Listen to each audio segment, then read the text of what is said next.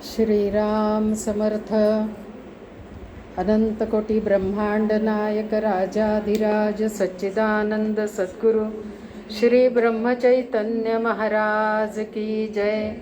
जय जय रघुवीर समर्थ. जयाचा जनी जन्म नामार्थ झाला, जयाने सदा वास नामात केला. जयाच्या मुखी सर्वदा नाम कीर्ती, नमस्कार त्या ब्रह्म चैतन्य मूर्ती. सद्गुरुनाथ महाराज की जय. जय जय रघुवीर समर्थ. रामाय रामभद्राय रामचंद्राय वेधसे, रघुनाथाय नाथाय सीताया पतये नमः. मनोजवं मारुततुल्यवेगै जितेन्द्रियं बुद्धिमतां वरिष्ठं, वातात्मजं वानरयूथमुख्यं श्रीरामदूतं शरणं प्रपद्ये. सर्वमङ्गलमाङ्गल्ये शिवे सर्वार्थसाधिके, शरण्ये त्र्यंबके गौरी नारायणी नमोस्तुते. सर्वांना वंदन करून आपण नामाला सुद्धा वंदन करूया. नामाय नामभद्राय नामचंद्राय वेधसे, नामनाथाय नाथाय ओंकार स्थितये नमः. ओम तत् ओंकाराय विद्महे नामभद्राय धीमहि तन्नो नामः प्रचोदयात. सर्वप्रथम सद्गुरूंना वंदन करून आपणा सर्वांच्या हृदयस्थ परमेश्वराला, त्या सच्चिदानंद स्वरूप परमात्म्याला, आत्मारामाला मी वंदन करते. आजचा एक अतिशय सुंदर असा योग इथे आलेला आहे. श्री महाराजांच्या सान्निध्यात आज इथे 13 तासाचा जप होतोय. पहाटे 6 वाजल्यापासून आपल्याकडे हा जप चालू आहे. अतिशय प्रसन्न वातावरण, नामाने सुगंधित झालेलं, नामाची स्पंदनं ज्या घरामध्ये भरलेली आहेत, अशा पवित्र स्थानी आज मला श्री व सौ शीतल पराग देशपांडे यांनी प्रवचन सेवेची मला संधी दिली. त्याबद्दल मी त्यांची आभारी आहे. सर्व थोर साधक इथे आलेले आहेत. माझे थोरले बंधू महाशब्दे दादा हे पण इथं आहेत. महाराजांचे थोर भक्त इथं सर्वजण आहेत. सर्वांना मी परत एकदा वंदन करते आणि आज आपल्या विषयाकडे आपण वळत आहोत. बघा नामाचं महात्म्य कसं असतं. बरेच दिवस आपण पावसाची वाट बघतोय, पण आज इथे नाम सुरू झालं आणि त्या पावसालाही वाटलं की इथे हजेरी लावलीच पाहिजे.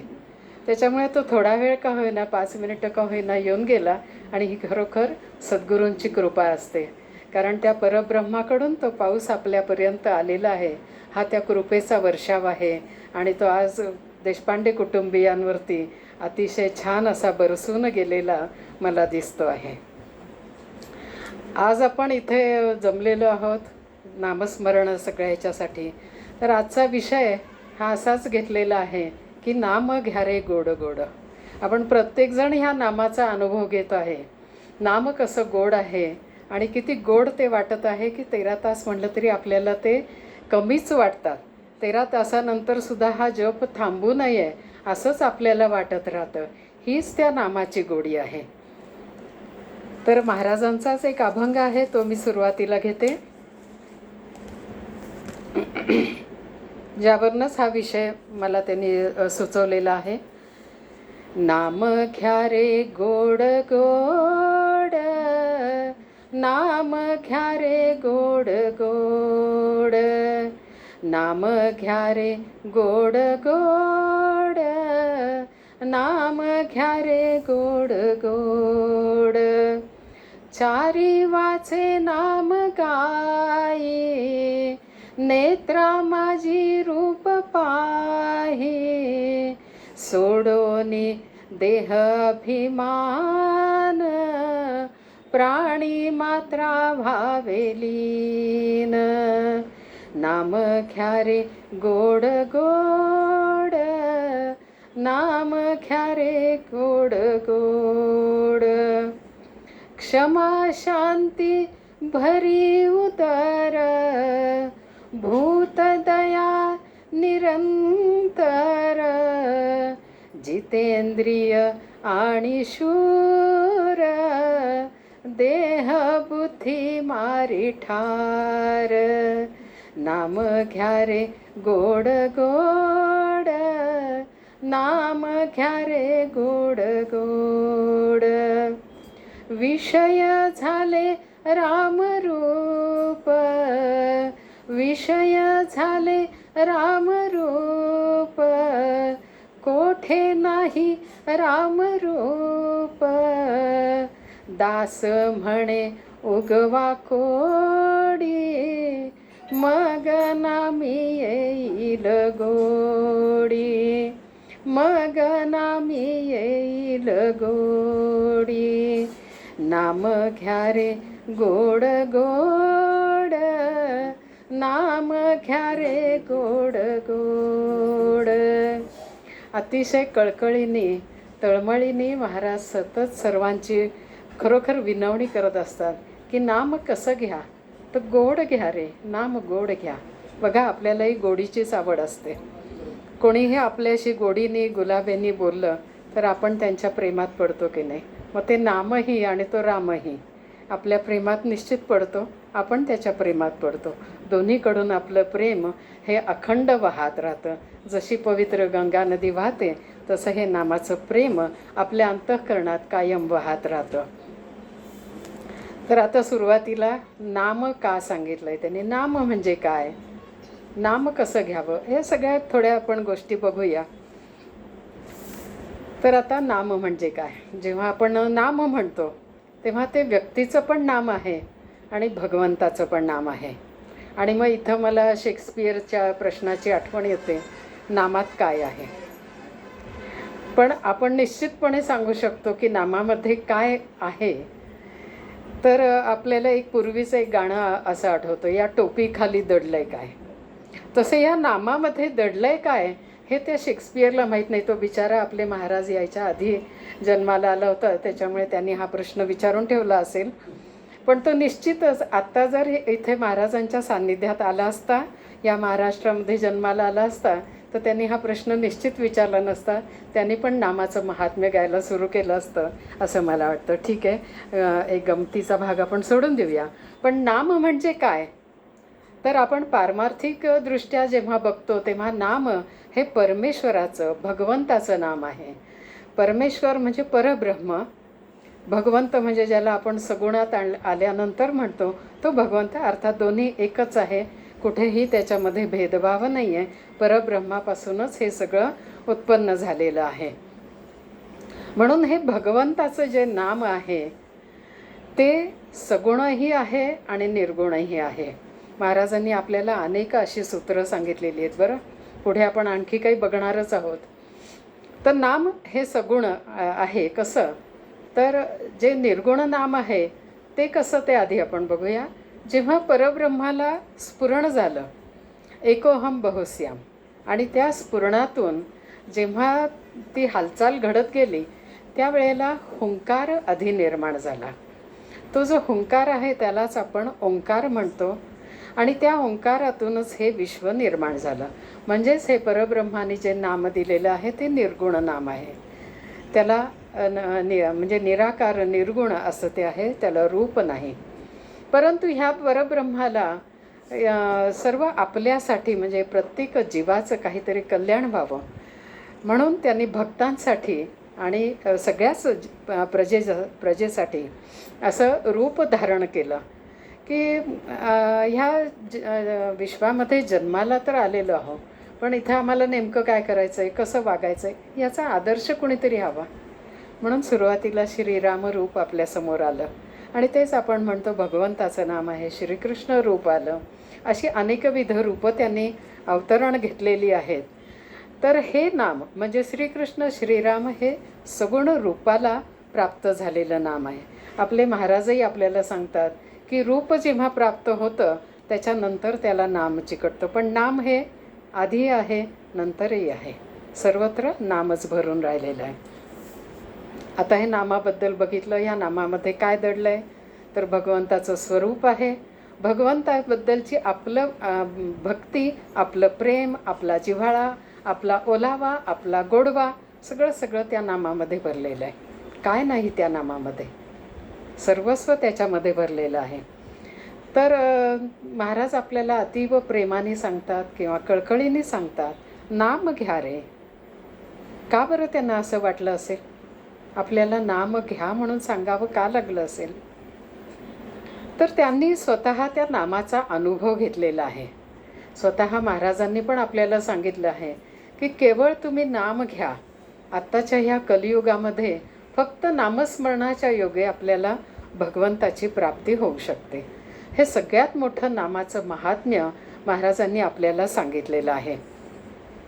आणि त्याचा अनुभव म्हणजे परमेश्वराची प्राप्ती कशी होते हे त्यांनी स्वतः साधना करून, सद्गुरूंच्या चरणी राहून, सद्गुरूंचं आज्ञापालन करून त्या भगवंताची प्राप्ती करून घेतलेली आहे.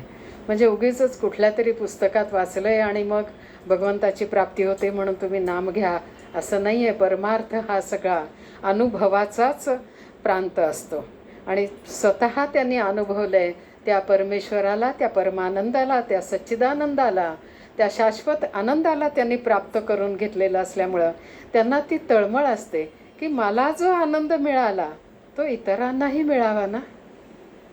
आपल्याला पण वाटतं ना, खरंच आपल्यालाही वाटतं. पण आपलं जग हे अतिशय छोटं असतं. म्हणजे आपण आपल्या कुटुंबामध्ये सुद्धा बघा, एखादी चांगली वस्तू तयार केली, पदार्थ तयार केला तर आपण अगदी आवर्जून सगळ्यांच्या वाट्या भरून बाजूला काढून ठेवतो. कोणीतरी येईल किंवा हे आल्यानंतर ह्यांना देऊ किंवा मुलं येतील शाळेतनं त्यांना देऊ. म्हणजे आपली पण तीच वृत्ती आहे. पण संतांची वृत्ती ही पूर्ण विश्वासाठी आहे. त्याच्यामध्ये कुठंही तिथं असं आपल्याला संकुचितपणा, स्वार्थीपणा हा दिसून येत नाही. प्रत्येक जीव हा त्यांचाच असतो आणि प्रत्येक जीवाचं कल्याण व्हावं ही तळमळ त्यांच्यामध्ये असते. आणि हे सगळं त्यांनी अनुभवलेलं असल्यामुळं ते आपल्याला सांगतात, नाम घ्या रे. एकदा घेऊन तर बघा नाम. तर आपलं काय होतं, आपण सर्वसामान्य म्हणजे आपण इथे या विश्वामध्ये जन्माला आलो. आणि हे विश्व कसं आहे तर आपल्याला माहिती आहे त्रिगुणी मायेने व्यापलेलं आहे, त्रिगुणांनी भरलेलं आहे. त्याच्यामध्ये सत्व, रज, तम हे सगळे गुण त्याच्यामध्ये आहेत. अर्थात याचा आपण आता विचार करणार नाही आहोत. पण जी माया ह्या विश्वामध्ये आहे त्या मायेच्या जाळ्यामध्ये जेव्हा प्रत्येक जीव सापडतो तेव्हा त्याला परमेश्वराचं विस्मरण होतं. आणि त्यातून पुढं काय होतं तर या मायाजाळात अडकला, त्रिगुणामध्ये अडकला आणि मग तो त्या विषयांमध्ये भटकत राहिला. विषय, वासना, विकार हे हळूहळू त्याच्या मनामध्ये जागृत होत गेले. आधी सर्वप्रथम तो स्वतःला परमेश्वरापासून वेगळा समजायला लागला. मी देह आहे या देहभावनेमध्ये आला. आणि जेव्हा आपण देहभावनेमध्ये मीपणाने विचार करायला लागतो तेव्हा मला माझं म्हणजे मी, मला, माझं हे सगळं आपल्याला चिकटतं आणि त्यातूनच आपल्यापाशी आपण सुख दुःख या सगळ्या गोष्टी गोळा करत असतो आणि त्याच्यामध्ये आपण अडकून राहत असतो. पण संतांचं कसं असतं, त्यांनी हे सगळं अनुभवलेलं, ही माया कशी आहे, या मायेतून बाहेर कसं पडायचं हे पूर्णपणे त्यांना ठाऊक आहे. म्हणून त्यांना ती कळकळ असते की मला जे ठाऊक आहे ते मी सगळ्यांना देईन.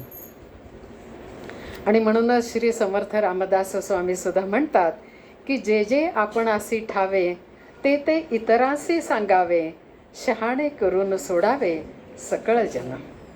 आणि म्हणून महाराजांनी आपल्याला अखंड नामाबद्दलच सांगितलं आहे. नामाचं महात्म्य संपूर्ण आयुष्यभर त्यांनी सांगितलेलं आहे. म्हणजे सदा रामनामाची कीर्ती त्यांनी गायलेली आहे. आपण त्या श्लोकामध्येही बघितलेलं आहे. तर मला जे ज्ञान मिळालं आहे, जो परमानंद मिळाला आहे तो या विश्वामध्ये सर्वत्र भरून राहावा. मग सर्व विश्वामध्ये भरून राहायचा म्हणजे त्यातील प्रत्येक जीव हा आनंदी व्हायला हवा आहे, त्याला त्या आनंदाची प्राप्ती व्हायला हवी आहे. म्हणून ते विश्वाच्या कल्याणासाठी प्रार्थना करतात. आणि महाराजही म्हणतात, नाम घ्या रे गोड गोड.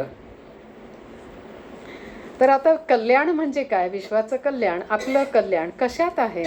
तर साधारणपणे आपण बघतो बघा की आपण नेहमी म्हणतो की माझ्या आयुष्याचं कल्याण झालं का, तर मला सगळं धनसंपत्ती, जमीन जुमला मिळाला, गाडी बंगला मिळाली, मानसन्मान मिळाला. किती आपले म्हणजे मोजमाप आपलं ठरलेलं आहे कल्याणाचं.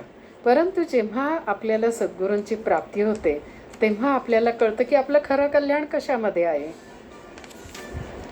तर आपलं खरं कल्याण जे आहे, आपल्याला नरदेह जो प्राप्त झालेला आहे तो कशासाठी आहे?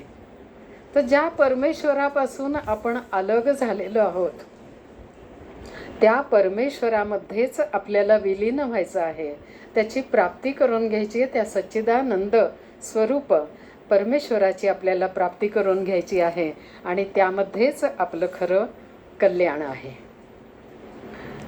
तर हे आणि ते कल्याण जेव्हा आपण साधतो तेव्हा खऱ्या अर्थाने आपल्या जीवनाची सार्थकता होत असते. आणि म्हणूनच आपल्याला श्री समर्थ रामदास स्वामी सुद्धा सांगतात की जो नरदेह प्राप्त झालेला आहे त्याचे काहीतरी सार्थक करावे. तर सार्थक करायचं म्हणजे काय? तर आतापर्यंत आपण अक्षरशः 84 लक्ष योनीमधून फिरून फिरून आलेलो आहोत आणि अतिशय दुर्लभ अशी ही मनुष्य जन्म म्हणजे नरदेह योनी आपल्याला प्राप्त झालेली आहे. बरं, या नरदेहाला एक वरदान मोठं मिळालेलं आहे, ते आहे बुद्धीचं वरदान. आणि त्या बुद्धीच्या योगेस विचार करून आपण आपलं सार्थकता आपली कशामध्ये आहे, माझं कल्याण मी कसं साधायचं आहे, या सगळ्या गोष्टींचा म्हणजे मगाशी आपण अभंगात जे म्हणालो, महाराज आपल्याला सांगतायत की उगवा कोडी. ही कोडी आधी तुम्ही तयार करा, मनामध्ये प्रश्न तयार करा, मला जन्म का प्राप्त झाला, आता मला पुढं काय सार्थकता कशी करून घ्यायची, माझं कल्याण कसं साधून घ्यायचं आहे. या सगळ्याची कोडी जेव्हा आपल्या मनामध्ये पडायला लागतात तेव्हा त्याची निश्चितच उत्तरं आपले सद्गुरू आपल्याला देत असतात. परंतु आपलं काय झालं आहे की मगाशी म्हटल्याप्रमाणे ह्या मायेच्या जाळ्यात आपण अडकल्यामुळं आपण फक्त मला माझं असा विचार करतो. हे सगळं जे विश्व निर्माण केलं आहे ते माझ्यासाठी, यातली प्रत्येक गोष्ट मला सुख मिळावं म्हणून झालं आहे. माझ्या कुटुंबातल्या व्यक्ती माझ्या आहेत, त्यांनी माझं ऐकायला पाहिजे, मी म्हणतो तसं करायला पाहिजे वगैरे वगैरे. ह्या सगळ्या गोष्टी आपण कुणालाही दोष देत नाही, कारण हा सगळा मायेचा अंमल आहे आणि तोच आपल्याला काढून टाकायचा आहे खरं तर. तर असं ह्या मायेच्या जाळ्यामध्ये आपण अडकतो आणि मग एक सुख, कुठल्या तरी एका विषयात सुख मिळतं आहे म्हटलं की आपण त्या सुखाच्या मागे धावायला लागतो. त्याच सुख नाही जर मिळालं तर आपण एका सुखातून दुसऱ्या सुखाकडे जायला लागतो. म्हणजे फक्त विषय सुखाच्या पाठीमागे जेव्हा आपण धावायला लागतो तेव्हा दुःखाशिवाय आपल्यासमोर काहीही येत नाही.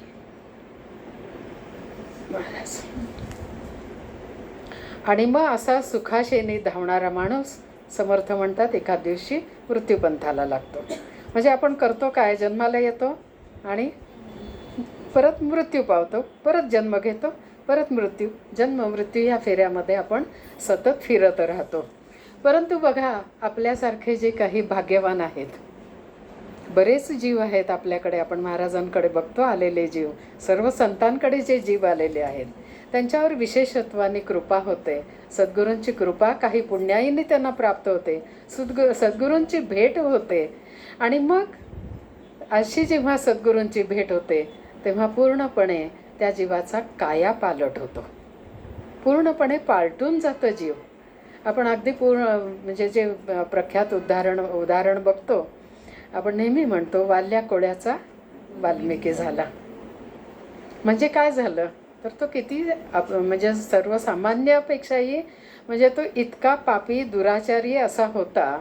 पण सद्गुरू म्हणजे नारद मुनींची भेट झाल्यानंतर त्याला जेव्हा तो पश्चाताप झाला, तो शरणागत झाला, तेव्हा तो पूर्णपणे त्या साधनेमध्ये, नामसाधनेमध्ये रंगून गेला. इतका रंगला की आपण म्हणतो त्याच्या भोवती वारुळ साठलं.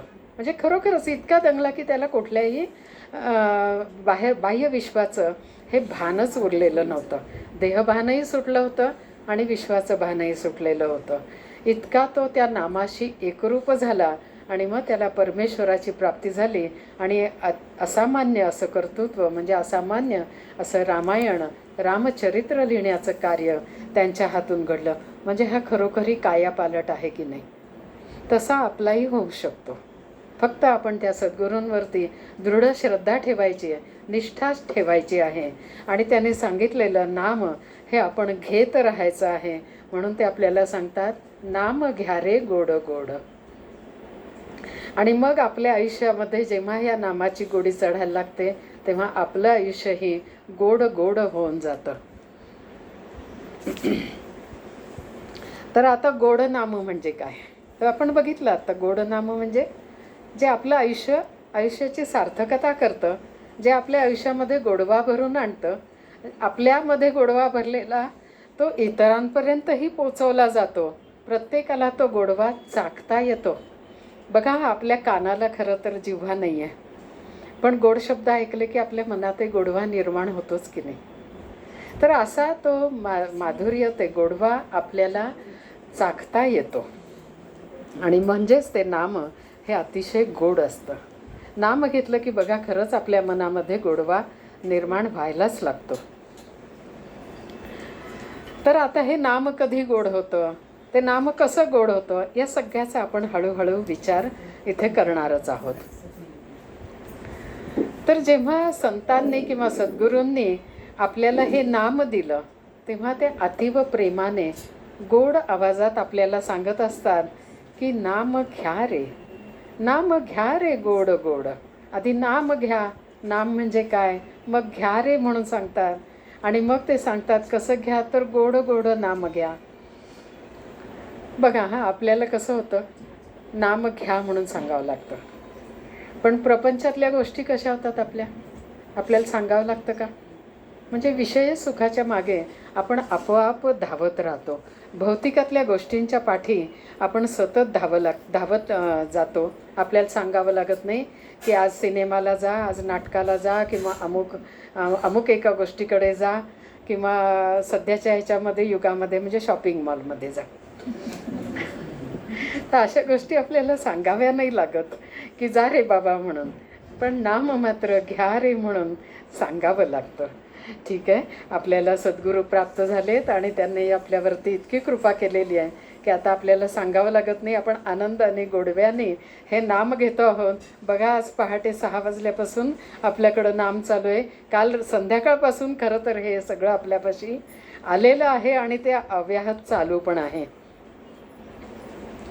तर अशी या नामाची आपल्याला गोडी लागायला हवी. आता नामाची गोडी म्हणजे कसं, आता त्या नामाला काही चव आहे का? आपल्याला महाराजांनीच सांगितलं आहे की ह्या नामाला काही चव नाही आहे. मग ही चव कोणी द्यायची? जो घेतो त्यानेच द्यायची आहे. आपल्या मनामध्ये जर गोड भाव निर्माण झाले तर आपोआप त्या नामाला गोडी येते.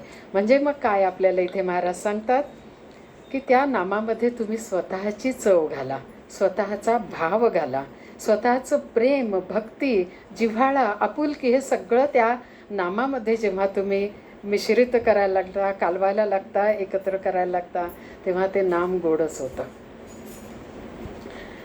पण आपली गंमत कशी असते बघा, हे गोड नाम आपल्याला मिळालं आहे, पण आपल्या मनामध्ये शंका, प्रश्न हे अव्याहत चालूच असतात. अगदी सुरुवातीला आपल्या मनामध्ये येतात. आपल्या इथे आत्ता कोणाच्याही मनामध्ये तो प्रश्न नाही आहे. आपण सगळेजण गोड नाम घेतोच आहोत.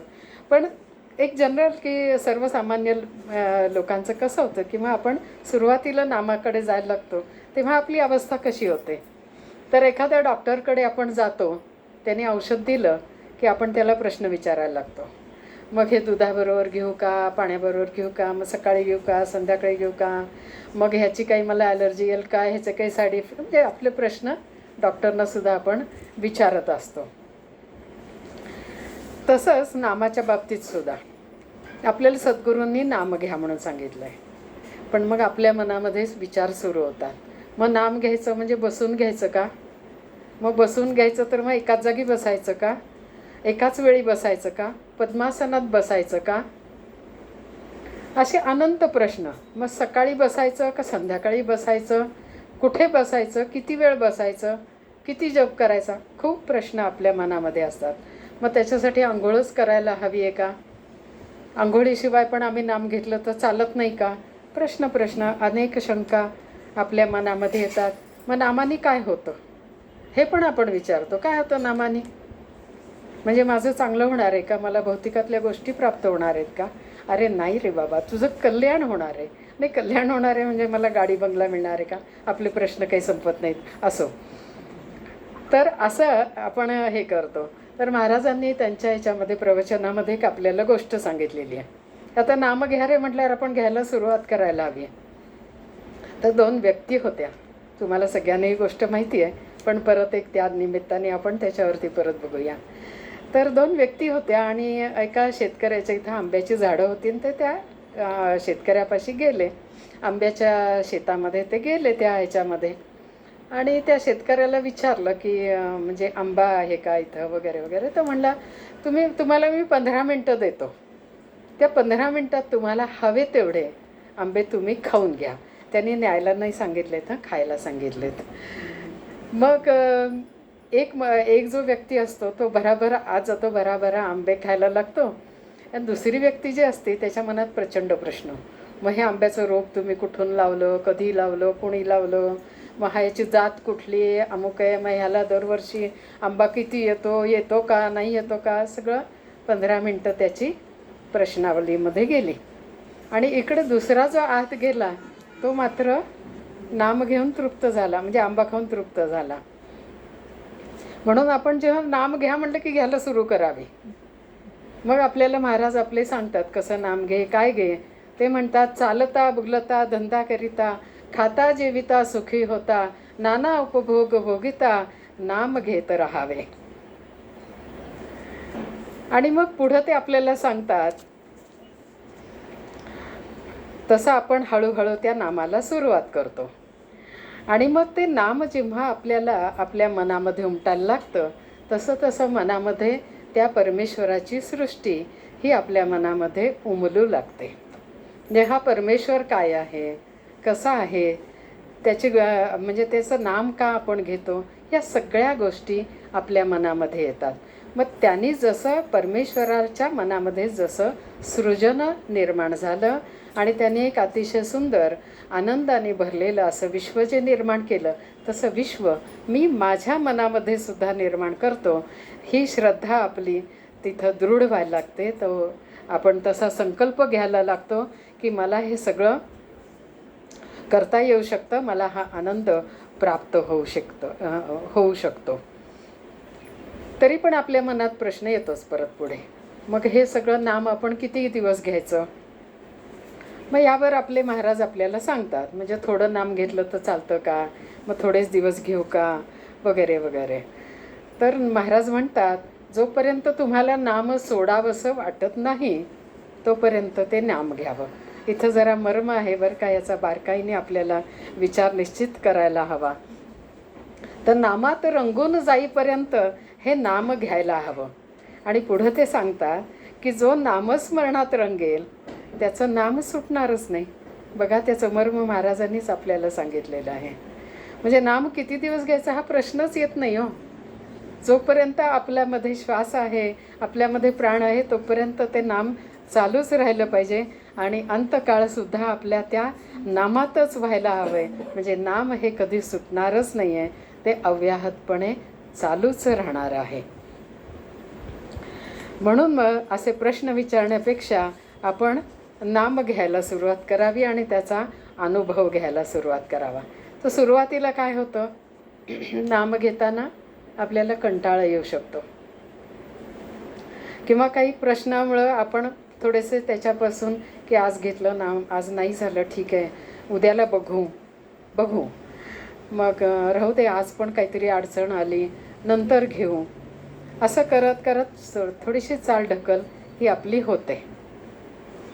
किंवा काही वेळेला अस्थिरता मनामध्ये असते, त्याच्यामुळेही नाम घ्यायला आपल्याला त्रास होऊ शकतो. मग आपण म्हणतो नाही, नको, खूप विचार येत आहेत मनामध्ये, थांबतो मी आता, नको नाम घ्यायला. पण आपल्याला महाराज काय सांगतात, तर नाम हे सुरुवातीला बळजबरीनेच घ्यायला हवं आहे. आपण बघा, आपण लहान मुलांची किती काळजी घेतो. लहान मूल जे असतं त्याला शाळेत जाताना सुरुवातीला कंटाळा येतो, आज नको वाटतं, आज माझ्या पोटात दुखतंय, अमुक तमुक कारणं सांगतं आणि ते टाळाटाळ करायला लागतं. पण आपण त्याची काळजी किती घेतो की त्याचं कल्याण ह्या शिक्षणामध्ये आहे. मग आपण त्याला सांगतो की नाही, तुला शाळेमध्ये जायलाच हवं आहे. म्हणजे बळजबरीने आपण त्याला पाठवतो ना. तसंच आपणही आपल्यामधलं जे लहान मूल आहे, प्रत्येकामध्ये एक लहान मूल असतं बरं का. म्हणूनच ते नामाचा कधी कंटाळा करतं किंवा चालढकल करतं. राहू दे ना आई, नंतर घेतो ना. म्हणजे महाराजांना आपण आई म्हणतो किंवा वडील म्हणतो, राहू दे ना बाबा, आजच्या दिवस काय एवढं व्हायला लागले. पण त्याला आई आणि बाबा हे दोघंही सांगतात की नाही, तुला बसायलाच हवं आहे. म्हणजे थोडं तरी का होईना तू आत्ता नाम घ्यायला सुरू कर, हळूहळू तुला ती सवय होईल. आणि मग त्या लहान मुलाला, म्हणजे आपल्यामधल्या लहान मुलाला त्या नामाच्या शाळेची गोडी लागायला लागते. आणि असं नाम आपल्याला जेव्हा सद्गुरूंकडून मिळतं, म्हणजेच आपल्याला त्यांचा अनुग्रह प्राप्त झालेला असतो. तर सद्गुरूंकडूनच नाम का मिळावं? शाळेत जाऊनच का शिकावं? घरी नाही का शिकता येत? पण शाळेत जाऊनच शिकणं महत्त्वाचं असतं, कारण सर्वांगीण विकास तिथं आहे. म्हणून सद्गुरूंकडून नाम घ्यायचं आहे आणि सद्गुरूंच्याच शाळेमध्ये आपलं नाव घालून तिथं आपला सर्वांगीण विकास करायचा असतो.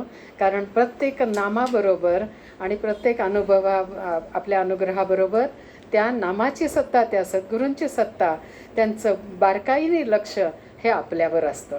म्हणून सद्गुरूंकडून नाम आपण घ्यायला हवं. आणि मग जेव्हा आपण असं आपल्याला अनुग्रह मिळतो, तेव्हा खऱ्या अर्थाने आपला नवीन जन्म झालेला असतो. एकाच या जन्मी जणू, तुम्हाला सगळ्यांना हे काव्य, हे गाणं माहिती आहे, सुधीर मोघांचं अगदी प्रसिद्ध गाणं आहे. एकाच या जन्मी जणू फिरुनी नवी जन्मे नमी. तर असा हा नवीन जन्म आपल्याला सद्गुरूंकडून प्राप्त झालेला असतो. म्हणजे आपण लहान मुलंच आहोत की नाही. आत्ता नुकतेच जन्माला आलो, अनुग्रह ज्या क्षणी मिळाला तेव्हा आपण लहान झालेलो आहोत. तर असं नामाच्या बाबतीत आपलं होतं. आपण लहान मुलं असतो आणि त्यावेळेला आपल्या मनामध्ये ज्ञान असतं का? जाऊन आपल्याला शिकायचं आहे. पण आपलं बघा कशी गंमत असते, आपल्या मनात अज्ञान मात्र ठासून भरलेलं आहे. जन्मोजन्मी ते आपण अज्ञान घेऊन आलेलो आहोत.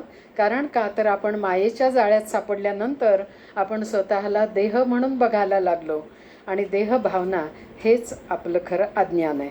आपल्याला त्या परमेश्वरा अंशाचा आपल्याला विसर पडलेला आहे, विस्मृतीत गेलेलं आहे. आणि ती स्मृती जागृत करण्याचं काम हे नाम करत असताना त्यासाठी सद्गुरू कृपा ही आपल्याला आवश्यक असते. आणि मग जसं जसं आपण ह्या नामाच्या शाळेमध्ये जायला लागतो, तसं तसं आपोआप आपण तिथे रुळायला लागतो आणि नामस्मरणाची ओढ आपल्याला लागते. हळूहळू त्या नामाला एक छान चव प्राप्त होते, त्या नामाची गोडी आपल्याला लागायला लागते. अर्थात ही गोडी प्रत्येक वेळेला टिकतेच असं नाही. मग आपल्याला वाटतं की अजून माझ्या मनामध्ये त्या नामाबद्दल गोडी उत्पन्न झालेली नाही.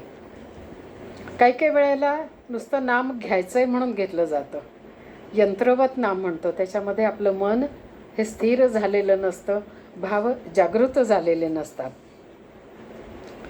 त्याच्यावरही महाराज म्हणतात की नामाची गोडी कशी लागते, तर प्रपंचाची गोडी कशी आपल्याला लागली.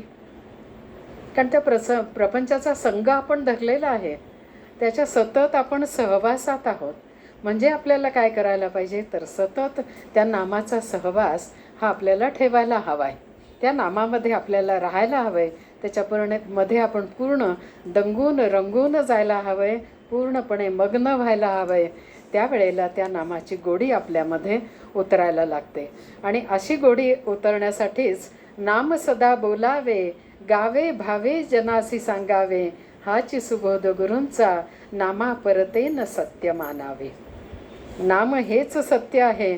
ते नाम पूर्ण भावामध्ये रंगून आपण घेतलं पाहिजे. म्हणजे आपल्या मनामध्ये भक्तिभाव हवा, श्रद्धा हवी, नंतर प्रेम हवं, आपुलकी हवी, जिव्हाळा हवा, सगळंच हवं. शरणागतीचा भावही आपल्यामध्ये असायला हवा. दृढ निष्ठेचा भाव आपल्या मनामध्ये कायम जागृत राहायला हवा. तर आता हा भाव आपल्या मनामध्ये कसा जागृत राहायला पाहिजे, त्याच्यासाठी आपण काय करायला हवे? तर बघा, व्यवहारात सुद्धा आत्ताच आपण शाळेचं उदाहरण बघितलं. परत आपण थोडंसं बघूया, शाळेत जाऊया. शाळेत आपण जातो, आपल्या शेजारी बाकावरती एक मुलगा किंवा एक मुलगी येऊन बसते. पण ती बसल्या बसल्या आपल्यामध्ये प्रेम जागृत होतं का? लगेच मैत्री जागृत होते का? तर जसं जसं आपल्याला त्या व्यक्तीचा सहवास लाभायला लागतो, तसं तसं आपल्याला ती गोडी लागायला लागते. आणि मग आपण आपल्या मनामध्ये तो मैत्रीचा भाव जागृत होतो. तसंच नामाच्या बाबतसुद्धा आहे. किंवा एखादं लहान मूल बघा, 3-4 महिन्याचं असेपर्यंत ते सगळ्यांकडे बघून हसतं. पण हळूहळू त्याच्या मनामध्ये जेव्हा ही माझी आई हा भाव जागृत होतो, तेव्हा ते आईशिवाय राहत नाही. तसं आपलं व्हायला पाहिजे. म्हणजे नामाची गोडीही मला जेव्हा लागेल, हे नाम म्हणजेच माझी आई आहे, हे नाम म्हणजेच माझे सद्गुरू म्हणजेच माझी आई आहे, हा भाव जसा मनात जागृत होतो, तसं तसं नामाची गोडी ही आपली वाढत जाते. आणि त्या नामाशिवाय मग आपल्याला राहावंसंच वाटत नाही. त्यासाठीच आता काय करायला पाहिजे? जसं आपल्या शेजारी बसलेल्या मुलामुलीबद्दल आपल्या मनात मैत्रीचा भाव जागृत झाला, तसं आपल्या मनामध्ये भगवंतापाशी सुद्धा भगवंताच्याबद्दल एक नातं असायला हवं आहे. मग ते कसं असेल? तर एक नातं आपण त्याच्याशी जोडतो. म्हणजे बघा, आई मुलगा, आई मुलगी, वडील किंवा बंधू भगिनी, सखा, अशी विविध प्रकारची नाती आपण त्याच्याशी जोडू शकतो. आणि बघा, तुम्ही कुठलंही नातं जोडा, त्या नात्याच्या प्रमाणेच ती व्यक्ती आपल्या आयुष्यात येते आणि आपल्याला कधी कधी सहाय्य पण करून जाते. तर असं हे जे नाम आहे ते पण आपल्याला सतत सहाय्य करत असतं. ह्याचा अनुभव आपण आपला घ्यायचा असतो. आता बघा, आई कशी असते? तर आपण आई म्हणलं तरी ती धावत आपल्याजवळ येते, आपल्याला जवळ घेते, पाठीवरनं हात फिरवते आणि म्हणते, मी आहे हं बाळा, काळजी करू नकोस. आणि आपला खरंच काळजीचा भार सगळा दूर होतो. क्षणामध्ये आपण निश्चिंत होऊन जातो. तसेच आपले महाराज आहेत, आपले सद्गुरू पण असेच आहेत, अतिशय प्रेमळ. आणि ते आपल्याला सांगतात,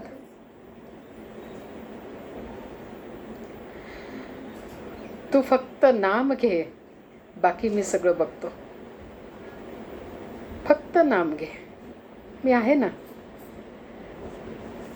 आणि अशा ह्या महाराजांचं त्या श्रीरामावरती पण प्रचंड प्रेम होतं. एक वेगळंच नातं, प्रेमाचं नातं. सगळीच नाती त्यांच्यामध्ये होती श्रीरामाबद्दलची. आणि म्हणूनच जेव्हा महाराज आजारी पडले, तुम्हाला सगळ्यांनाच हे माहिती आहे की 3 वेळेला ती रामाची मूर्ती रडलेली आहे. महाराज आजारी होते, महाराज नैमिषारण्यात जायला निघाले. प्रत्येक वेळेला रामाच्या डोळ्यामध्ये अश्रू आलेले आहेत. मग हे चैतन्य कसं जागृत झालं? तर तो भाव महाराजांनी तिथं पूर्णपणे त्या आतमध्ये समर्पित केलेला आहे. त्यांनी नाम इतकं घेतलेलं आहे की नाम आणि भगवंत हे दोघं वेगळेच राहिलेले नाहीत. जो भक्त नाम घेतो तो त्या नामाशी एकरूप होतो, तो त्या भगवंताशी एकरूप होतो. म्हणूनच त्यावेळेला भगवंतांच्या डोळ्यात सुद्धा अश्रू येतात. तर असं हे नाम आपण जेव्हा घेतो, त्या नामाच्या सहवासात राहतो, भगवंताच्या सहवासात आपण राहतो, त्याच्याबद्दल आपल्या मनात आपुलकी जागृत होते. त्यावेळेला काय होतं? तर मगाशी आपण जसं म्हणालो की ह्या नामामध्ये काय दडलेलं आहे, तर त्याचं उत्तर आपल्याला इथं मिळतं. त्या नामामध्ये काय दडलेलं आहे? नाम हे नुसतंच नाम आहे का?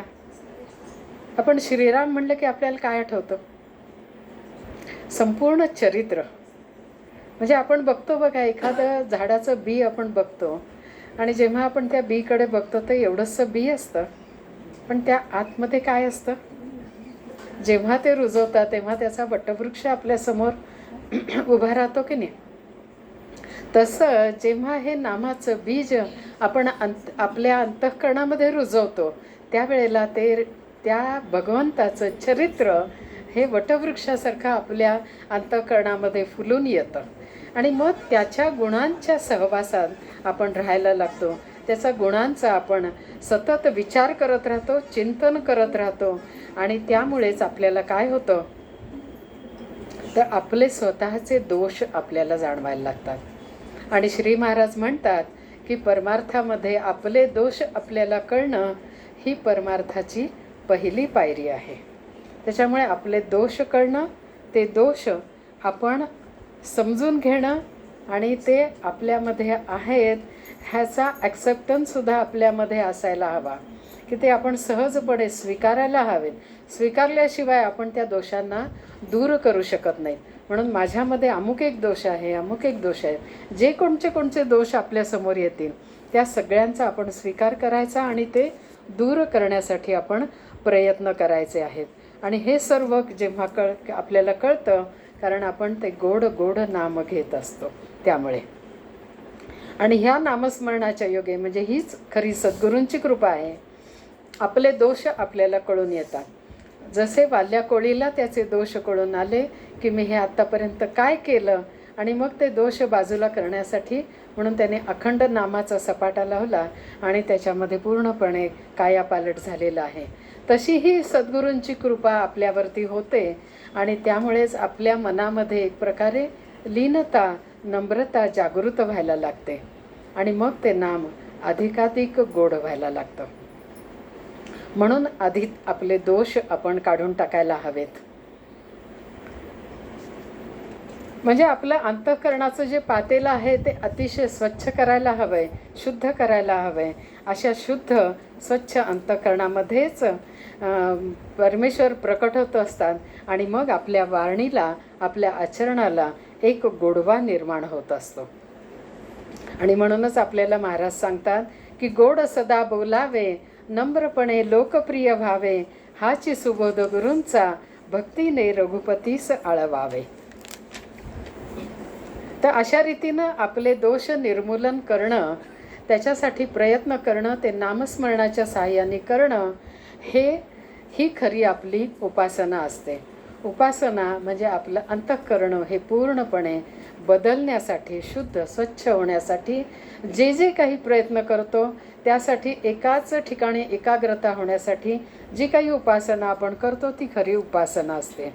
आणि त्याच्यासाठी आपण हे सतत प्रयत्न करायचा असतात. ते प्रयत्न आपण सोडायचे नसतात, प्रयत्न करत राहायचे. पण महाराज सांगतात तसे, यत्न कसून करीन मी, यशदे रामा न दे तुझी सत्ता, हाची सुबोध गुरूंचा, मानावा राम सर्वदा करता, असं त्यांनी आपल्याला सांगितलेलं आहे.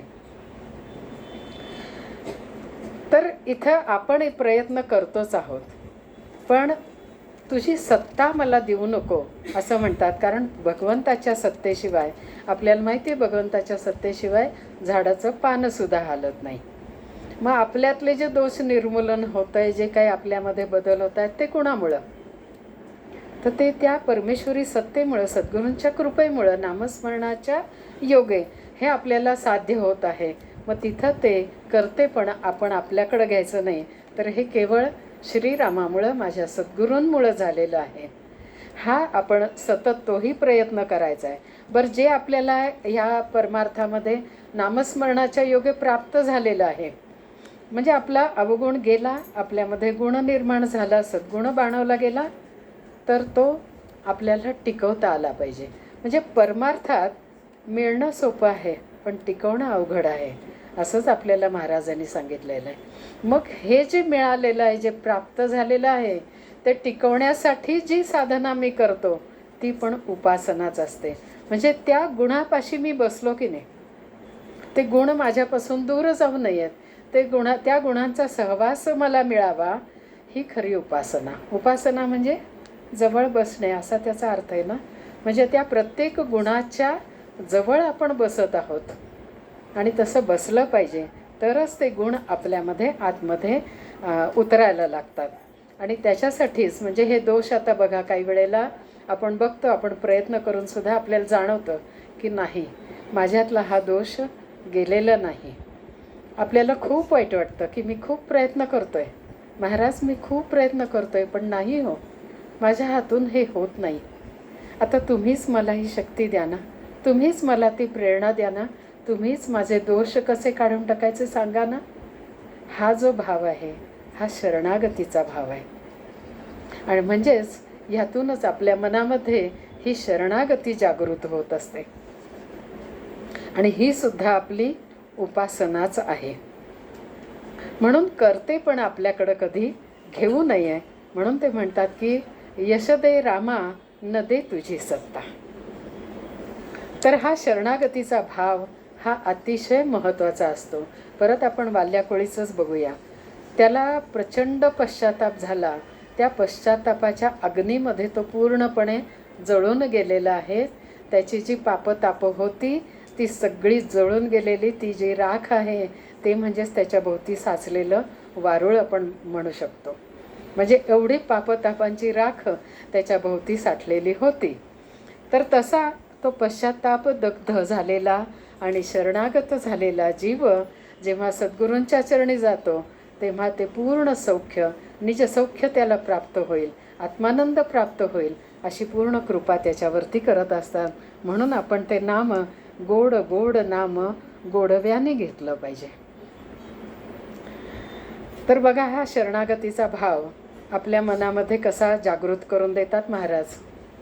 तर आपल्याला ही पण गोष्ट माहिती आहे की एक व्यक्ती 3 दिवस 3 रात्र एका झाडाखाली बसली आणि अखंड नाम घेत राहिले. आणि 4थ्या दिवशी सकाळी महाराज समोर येताना दिसले. महाराज येताना दिसल्यावरती त्याला खूप आनंद झाला आणि तो धावत सुटला महाराजांकडे की महाराज महाराज 3 दिवस झाले मी एका जागी बसून नाम घेतो आहे. महाराज म्हणाले अरे वा किती छान. आता एक काम कर म्हणले. आता फक्त 1 तासभर किंवा 3 तास तिथेच बस ज्या जागी तू बसला तिथे आणि 3 तास सलग नाम घे म्हणजे झालं तू जिंकलास. मग त्याला खूप आनंद होतो. अरे 3 दिवस केला आता 3 तास नाही का करू शकणार. बघा हा भाव कुठला आहे तुमच्या लक्षात येईल. आणि मग तो जाऊन बसला झाडाखाली. 5 मिनटं झाली, 10 मिनिटं झाली, काही स्थिरता मिळेना. मन चंचल, प्रचंड विचार, नाम काही केल्या मुखामध्ये येईना. आणि मग त्याच्या लक्षात आलं की काय माझ्या मनात अहंकार जागृत झाला.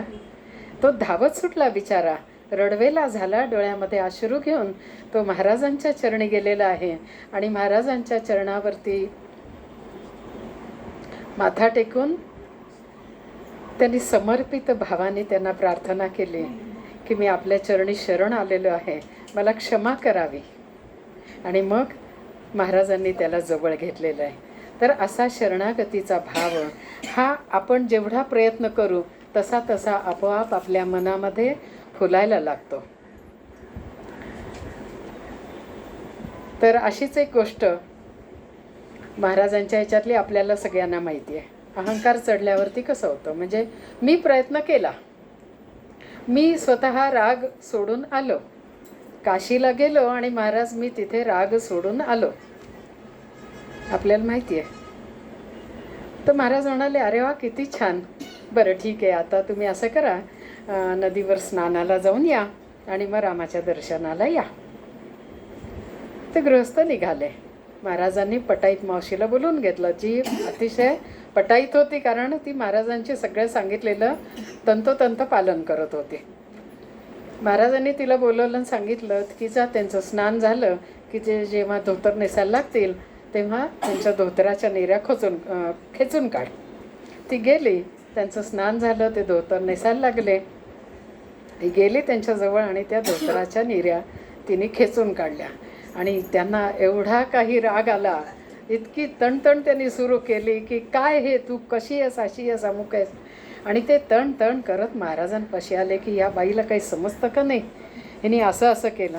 महाराज शांतपणा म्हणाले अहो पण तुम्ही राग सोडलाय ना. म्हणजे बघा मी स्वतः जेव्हा प्रयत्न करतो, मी प्रयत्न केला आणि माझा राग सुटला असं जेव्हा म्हणतो तेव्हा आपण खाडकन खाली आलेलो असतो. पण सद्गुरूंचं असं आहे का, आपल्या महाराजांची आपल्याला गोष्ट माहिती आहे. ही पटाईत मावशीच एकदा नदीवर गेली आणि तिचं एका बाईबरोबर भांडण झालं. खूप दोघींनी एकमेकींना शिव्या घातल्या आणि भांडत दोघी महाराजांकडे आल्या. आणि महाराजांनी पण त्या दुसऱ्या बाईची चूक आहे जाणून तिला खूप शिव्या घालायला, रागवायला सुरुवात केली. लाल बुंद झाले ते.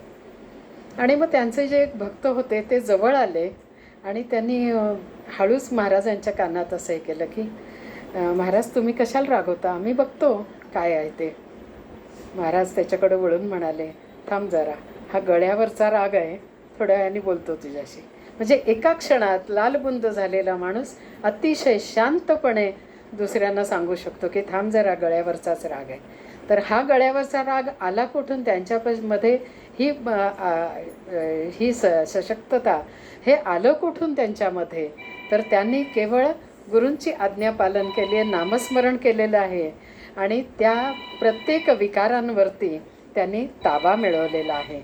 तर हे सुद्धा आपल्याला नामस्मरणाच्या योगे सद्गुरू कृपेनेच आपल्याला साध्य करता येतं. तर असे हे महाराज आपण नेहमी बघतो कसे सांगतात ते आपल्याला, नाम सदा बोलावे, गावे भावे, जनासी सांगावे, जा रे सांग जा. असं कुठं आपण ऐकतो का? असं करावं बाळा. म्हणजे इतका गोडवा आहे त्याच्यामध्ये आणि प्रेमळ आवाजात ते प्रत्येकाला सांगत असतात, असं करावं, असं बोलावं, असं वागावं. तर जेव्हा वाणी अवतारामध्ये महाराज होते त्यावेळेला एकदा त्यांना कोणीतरी प्रश्न विचारला की तुम्ही आज्ञा का करत नाही, आज्ञार्थी का बोलत नाही, प्रत्येक वेळेला तुम्ही विद्यार्थी का बोलता, म्हणजे करावे बोलावे असं का म्हणता, करा म्हणून सांगा ना. त्याच्यावर ह्या प्रेमळ आणि वात्सल्य सिंधू महाराजांनी आपल्या काय उत्तर दिलं की अरे, माझ्या आज्ञेचं पालन केलं नाही हे पाप त्या व्यक्तीला लागू नये. म्हणजे गुरु आज्ञा पालन न करणं याच्यासारखं महान पाप नाही. आणि जो खरोखर गुरु आज्ञा पालन करतो तो सर्वश्रेष्ठ असतो, त्याच्यावरच पूर्ण कृपा ही त्याला प्राप्त होऊ शकते. आणि सर्वसामान्य माझ्यासमोर असतात रे, त्याच्यामुळे त्यांच्या हातनं हे पाप घडू नये म्हणून मी असं करावे बोलावे अशा अर्थाने. म्हणजे किती गोडवा आहे बघा. आपल्या वाणीतही हा असा गोडवा कधी येऊ शकतो, जेव्हा आपण ते गोड नाम घेतो त्यावेळेला. तर अशी ही संतांची कळकळीची कळवळ्याची जात असते असं आपण म्हणतो. सतत तळमळ असते, भगवंताची प्राप्ती व्हावी, प्रत्येक जीवाचा उद्धार व्हावा. आणि हे त्यांनी अनुभवलेलं असतं. नामस्मरणाच्या योगे भगवंताची प्राप्ती करून घेतलेली आहे, आत्मज्ञान त्यांनी प्राप्त करून घेतलेलं आहे. आणि अशा थोर सद्गुरूंकडून आपल्या सर्वांना हे नाम मिळालेलं आहे, हे आपलं परमभाग्य नाही का?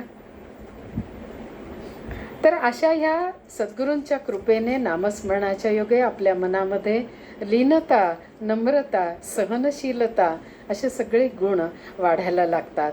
आसक्ती कमी व्हायला लागते, मन नामात रंगायला लागतं, मन सूक्ष्म सूक्ष्म व्हायला लागतं.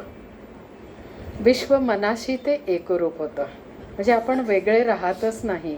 आणि म्हणूनच आपले विचार महाराजांना कळतात असं आपण म्हणतो. आपण ते अनुभवतो सुद्धा. अरे, माझ्या मनात आज असा विचार आला आणि महाराजांनी ती पूर्ती केली बरं का. हे विश्व मनाशी जोडण्याचं काम हे गोड नाम आपलं करत असतं. आणि मग त्यातूनच आपल्याला सर्वांभूती परमेश्वर आहे याची जाणीव होते आणि आपल्या मनामध्ये प्रेम भाव जागृत होतो. मन शुद्ध होतं, तसं चित्तही शांत शुद्ध व्हायला लागतं. तर चित्त म्हणजे काय, तर ह्या चित्तामध्ये अनंत आठवणी, अनंत जन्मांचे संस्कार, चांगले वाईट दोन्ही सगळे काही साठवून ठेवलेले असतात आणि ते आपल्याला स्वच्छ करायचं असतात, ते काढून टाकायचे असतात. ते संस्कार सगळे विसरून जाऊन आपल्याला नव्याने नामाचा गमभन तिथे लिहायचा असतो. आणि अशा शुद्ध स्वच्छ चित्तामध्येच परमेश्वर प्रकट होतात. आत्मज्ञान आतमध्ये उजळत राहतं. सर्वांमध्ये रामरायच आहेत, रामरूपच सर्वजण आहेत हे आपल्याला कळून येतं. आणि मग ते नाम खऱ्या अर्थाने गोड गोड होत जातं. तर आपल्याला हे नामाचं महात्म्य कळावं म्हणूनच महाराजांनी खरं सांगायचं तर एक नामवेदच लिहिलेला आहे. नाम घ्या रे गोड गोड. मगाशी मी जसं म्हणाले तसं महाराजांच्या वाणीमध्ये एक प्रचंड गोडवा आहे. प्रेम, वात्सल्य असे अनंत गुण त्यामधून आपल्याला वाहताना दिसतात. त्यांचा एक शब्दच आपल्या कानावर जरी पडला तरी त्यांचं ते अकृत्रिम प्रेम आपल्यापाशी वाहत आलेलं आपल्याला जाणवतं. त्यांच्या वाणीतून ते प्रकट होतं.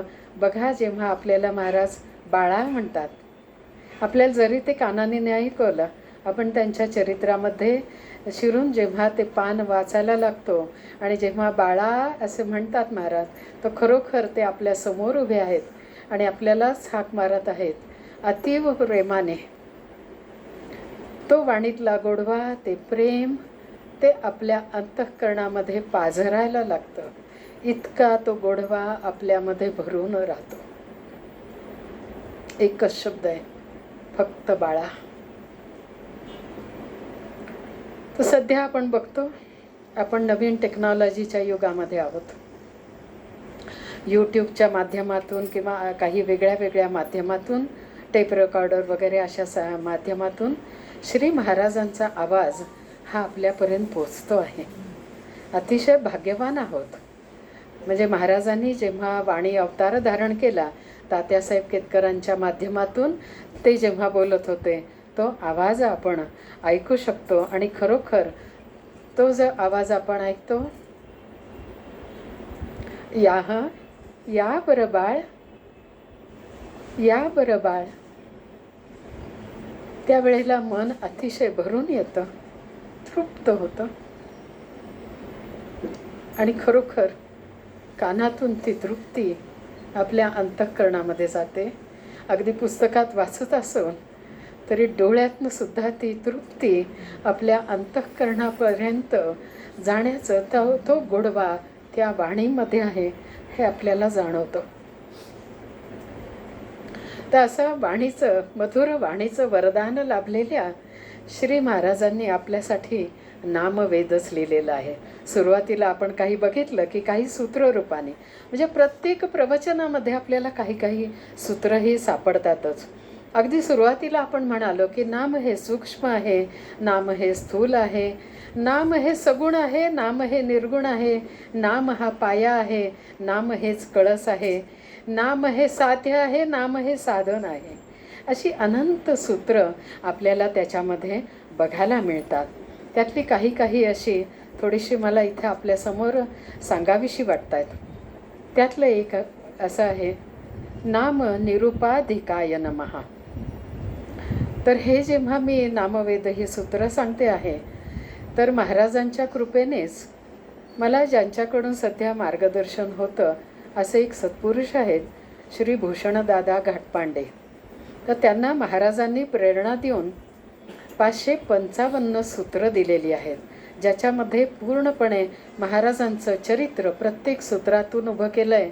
आणि नामाची सुद्धा सूत्र त्याच्यामध्ये दिलेली आहे. नामाचं व्यापकत्व वाढवणारं, दाखवणारे अशी ही नामसूत्र आहेत. त्यातले एक 2-4 मी आपल्यासमोर फक्त घेते. नाम निरुपाधिकाय नमः.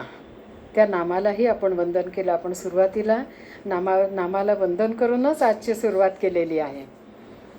तर श्री महाराज आपण बघतो प्रवचनामध्ये सांगतात की नाम हे कसं आहे, तर निरुपाधिक आहे. नामाला कोणतीही उपाधी नाही आहे. म्हणजे आपण जे मगाशी प्रश्न विचारले त्या प्रत्येकाला त्यांनी काय सांगितलं आहे की कसंही नाम घे, फक्त नाम घे.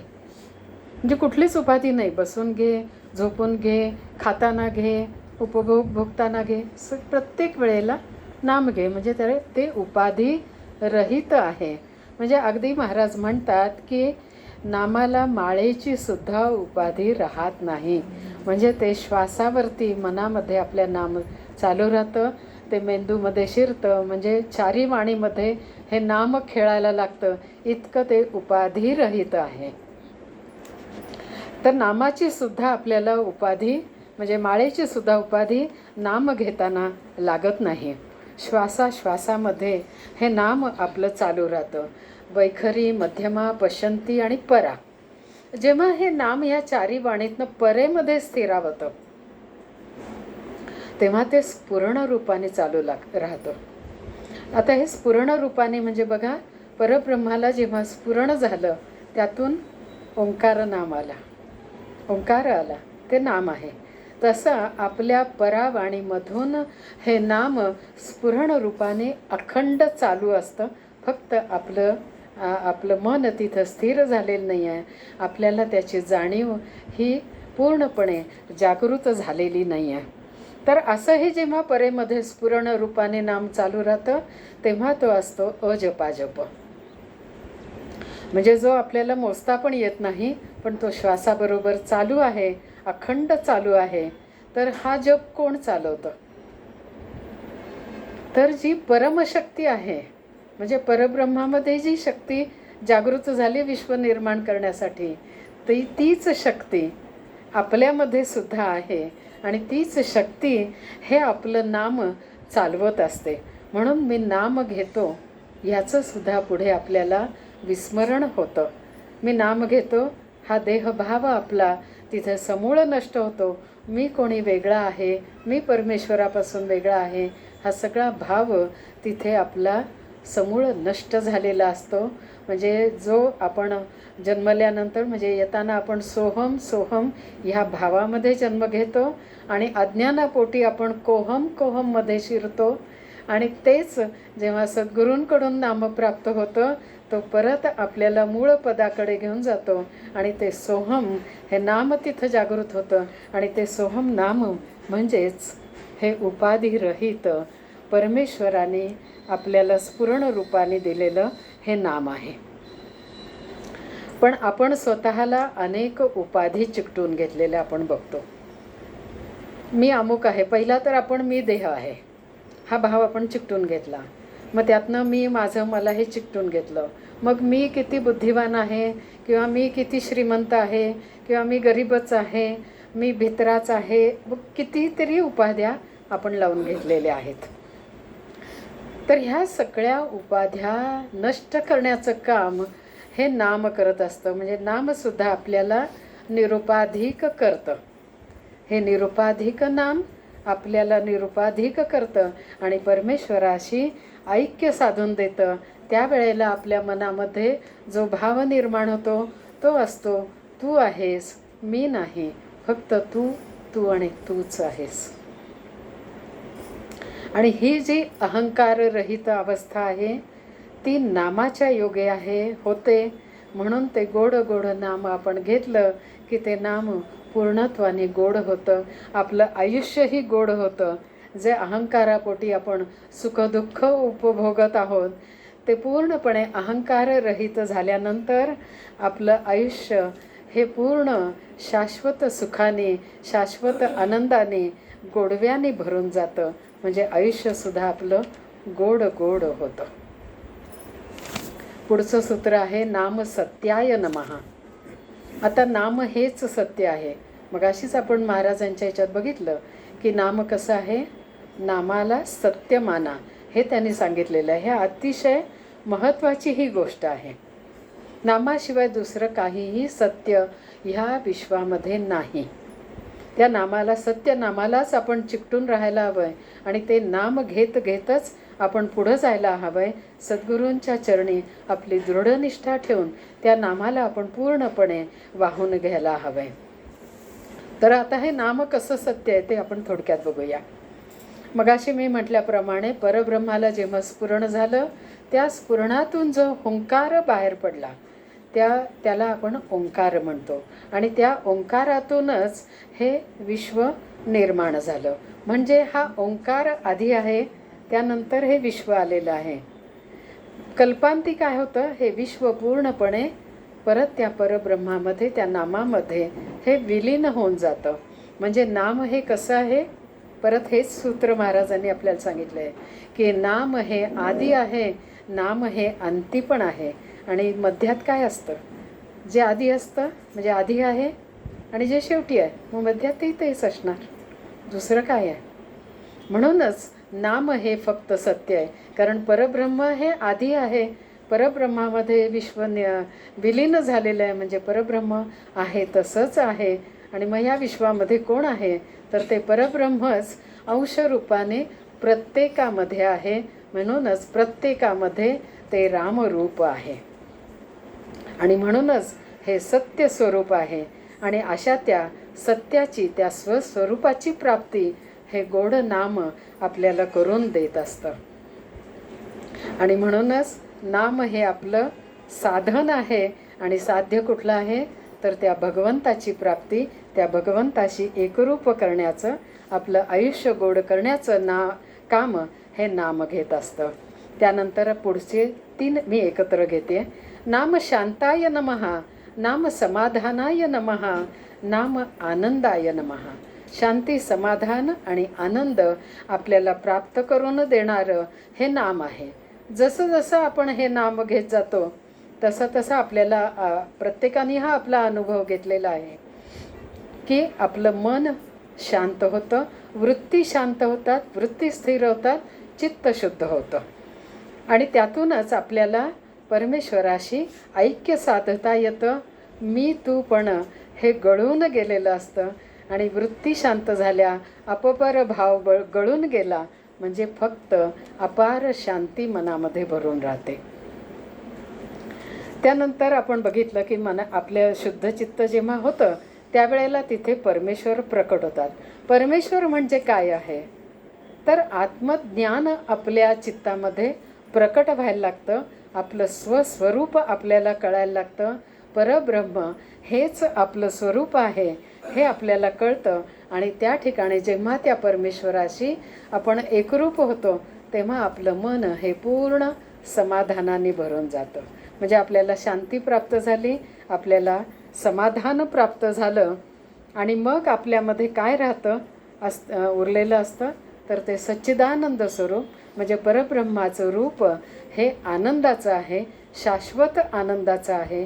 तो शाश्वत आनंद आपल्यामध्ये भरून राहतो. असं हे नाम शांताय नमः, नाम समाधानाय नमः, नाम आनंदाय नमः. तर असं हे आनंद रूप नाम आणि आनंद रूप परमेश्वर हे आपल्या अंतरामध्ये उतरवण्याचं काम हे नामामुळं होतं.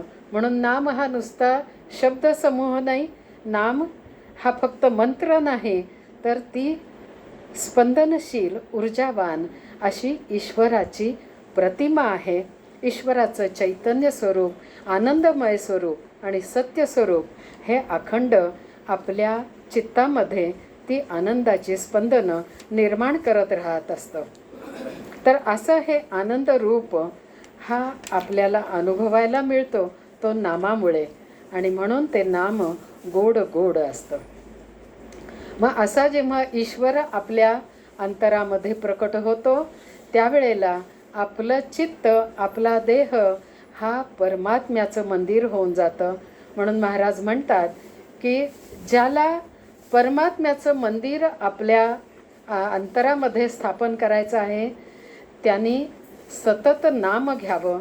आनंदाचा उगम हा नामात आहे आणि ते नाम आपण सतत घ्यावं. त्या नामामध्येच भगवंत आहे, परमेश्वर आहे. म्हणून ज्याच्याजवळ नाम आहे तिथे भगवंत आहे आणि जिथे भगवंत आहे तिथं आनंदाचं जगणं आहे. आनंदाशिवाय तिथे बाकीचं काहीही नाही.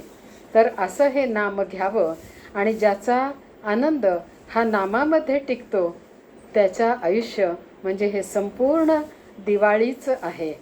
तर असं हे नामाचं महात्म्य अखंड अव्याहतपणे महाराज आपल्यासमोर कायम सांगत आलेले आहेत, प्रचार करत आलेले आहेत, प्रकट करत आलेले आहेत. आणि आपल्याला ते विनवणी पण करत आहेत की नाम घ्या रे गोड गोड. तर असे महाराज अगदी देह सोडताना सुद्धा त्यांनी आपल्याला नाम घ्यायला सांगितलं. एक वेळ तरी नाम बोला अशी अगदी अंतसमयी सुद्धा त्यांनी आपल्याला विनवणी केलेली आहे.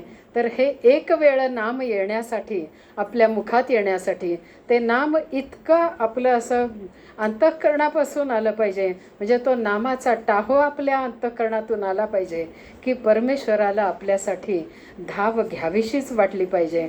म्हणून त्यावेळेला आता जे आयुष्य तुमच्या हातामध्ये आहे ते पूर्ण तुम्ही नामात घालवावं. जो काळ आहे तो नामात घालवावा. हा काळ परत येईल ह्याचा आपल्याला नेम नाही, पुढचा क्षण आपल्याला माहिती नाही. म्हणून ही वेळ जी आलेली आहे त्याच्यामध्ये तुम्ही नाम घ्या असा तो अतिशय सुंदर असा अभंग, ज्याच्यामध्ये अतिशय आर्तता, विनवणी महाराजांची आपल्याला दिसून येते. भजनाचा शेवट आला, एक वेळ नाम बोला, एक वेळ नाम बोला. अजी पुण्य पर्व काळ, पुन्हा नाही ऐसी वेळ.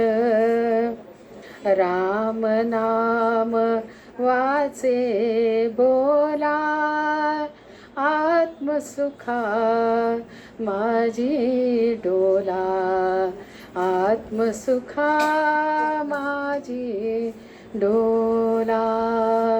भजनाचा शेवट आला, एक वेळ राम बोला, गोड गोड नाम बोला.